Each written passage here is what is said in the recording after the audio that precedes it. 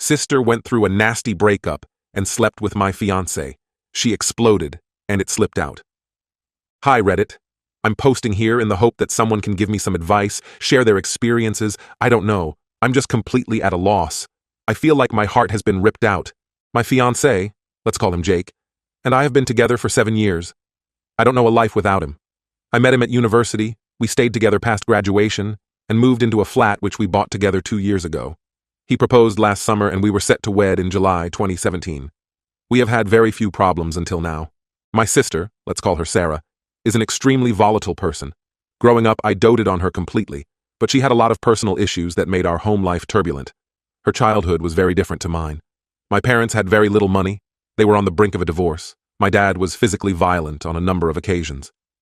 Whilst things improved drastically in the years after I was born, she has an abundance of problems that stem back to this. My parents feel a lot of guilt about Sarah's upbringing and used to let her get away with some shocking behavior. Sarah had the same boyfriend for as long as I can remember. They dated from when they were 16, and their relationship was toxic.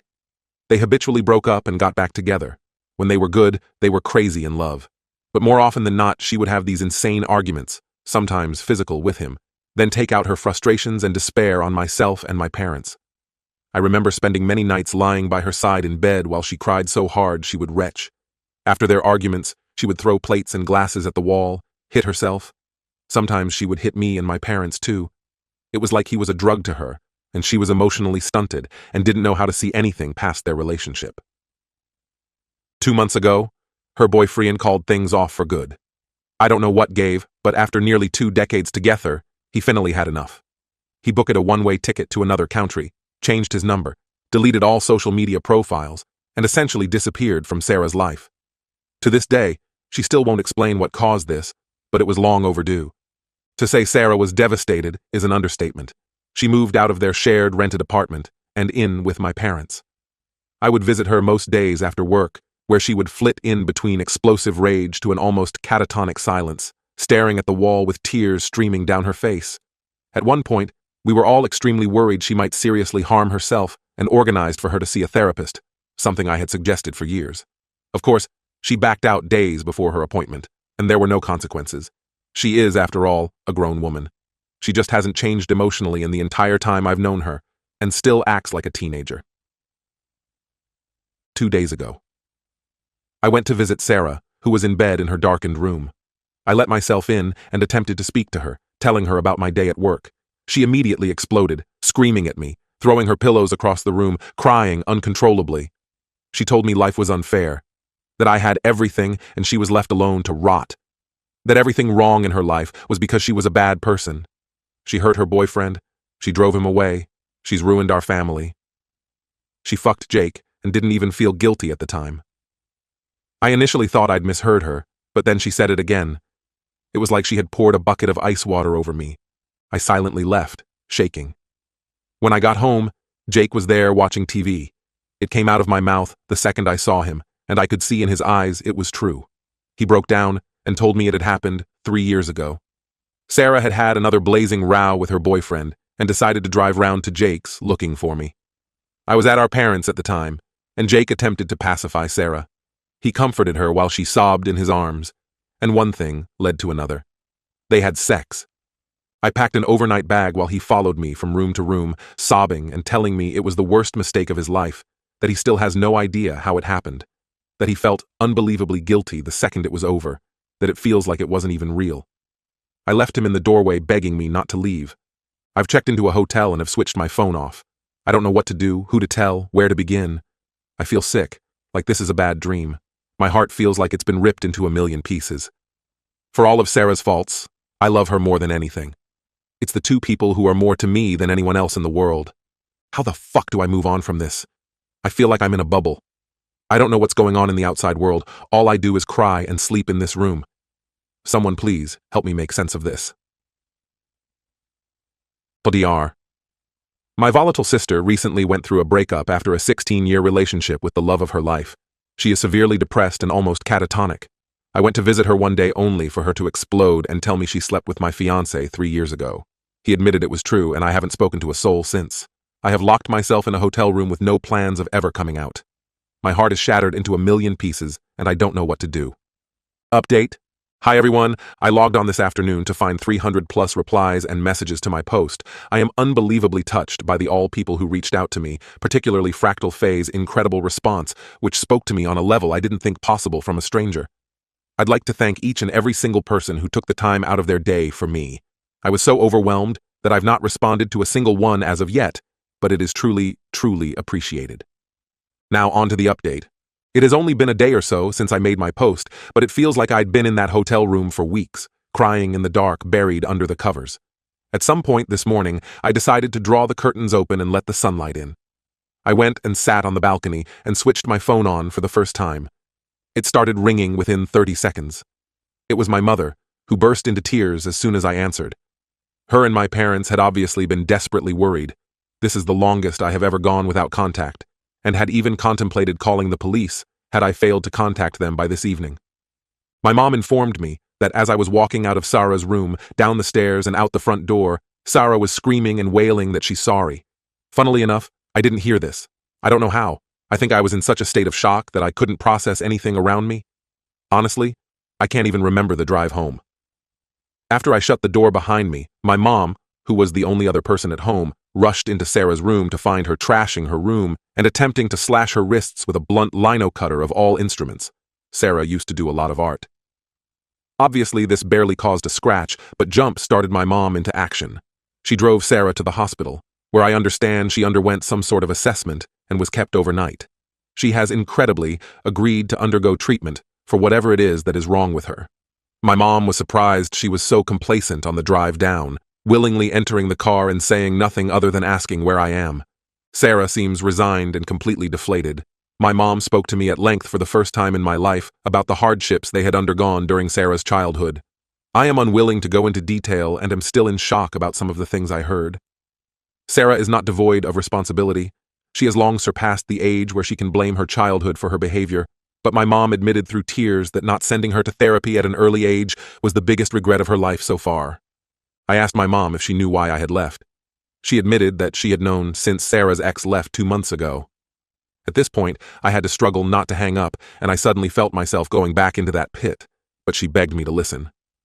After her ex Harry, I am too drained to invent a name, hi Harry, left, Sarah told my mom exactly what had happened. It was not the reason for Harry's departure, although he did know about it. Rather, he had had enough of being Sarah's carer, and years of begging her to seek help had fallen on deaf ears one too many times. When Sarah informed my mom told Sarah I have to know immediately. Sarah refused to tell me, and I still don't know why she changed her mind in that moment. My dad doesn't know for anyone wondering, and thinks I've left as I've also finally had enough of Sarah's behavior. Now here is where the home truths came out. I asked my mom if she knew the details. She was reluctant to tell me anything, stating that it had happened and that was all I needed to know. But I told her I refused to step foot in the house until I knew everything. She then proceeded to tell me that a few months before they slept together, Sarah and Jake had kissed at my dad's 60th birthday party. It was a large family gathering with a lot of alcohol involved.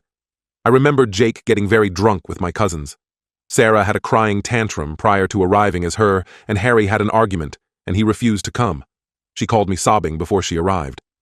At some point during the night, Jake asked her if she was okay and hugged her, and once again, one thing led to another, and they shared a kiss in the kitchen.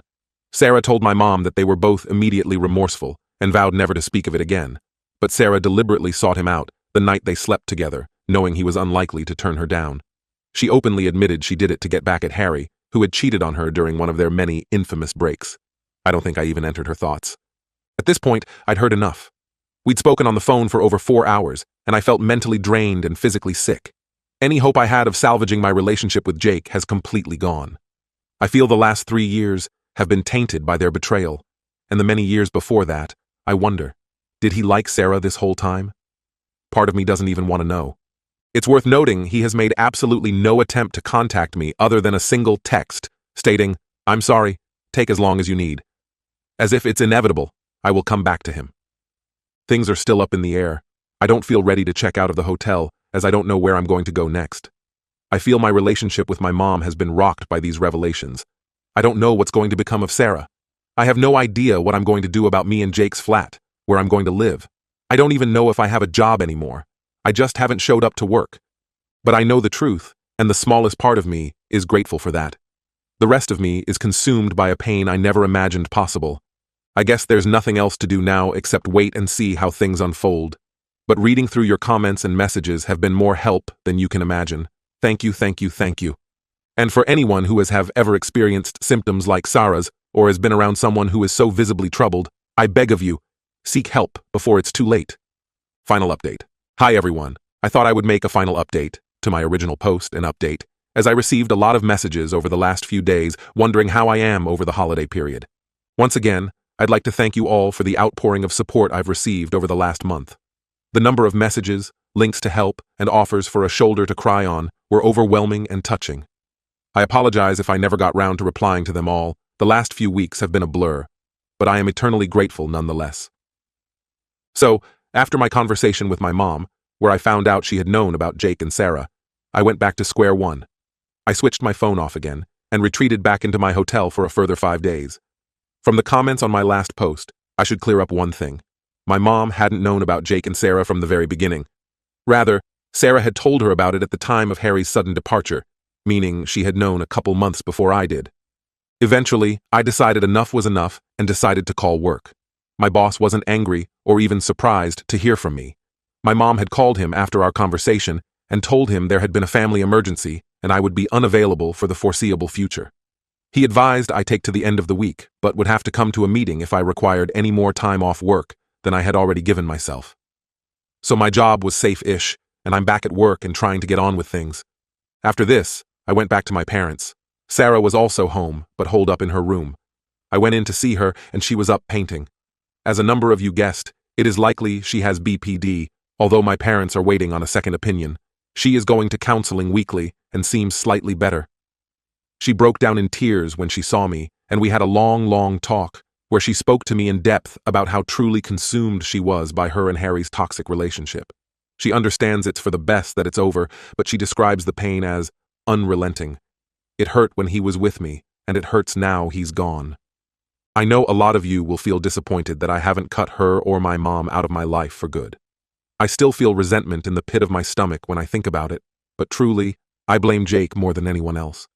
Jake was with me for long enough to see some of Sarah's behavior. She's not well, and he still chose to do what he did. It is a slow process, but she's my sister, and I can't cut them out of my life forever. It will never be the same again, but maybe that's a good thing. My dad, who had been newly informed on the proceedings, drove to my apartment and gathered some clothes and an overnight bag. Jake was not home, and my parents have not heard from him since I left. I have no idea where he is, and neither he nor his family have attempted any contact with me since this came out. His social media profiles have disappeared, and I have not attempted any contact with him, his family, or his friends. I began the slow process of telling my friends last week. I did not explain what happened, other than to say Jake was not the person I thought he was. They have all assumed cheating, but there is no reason for them to know who was involved. I have switched back and forth between staying with my parents and sleeping at my apartment. I sleep on the sofa bed as the memories are too painful at the moment. I am in the process of looking into selling the place, however. This means contacting Jake at some point in the near future, as the apartment is joint-owned. I will cross that bridge when I feel a bit stronger. Christmas Day was a strange and sad one for both myself and Sarah, but we spent it as a family, and for the few hours we were sat around eating and watching movies, the pain was dulled even a small bit.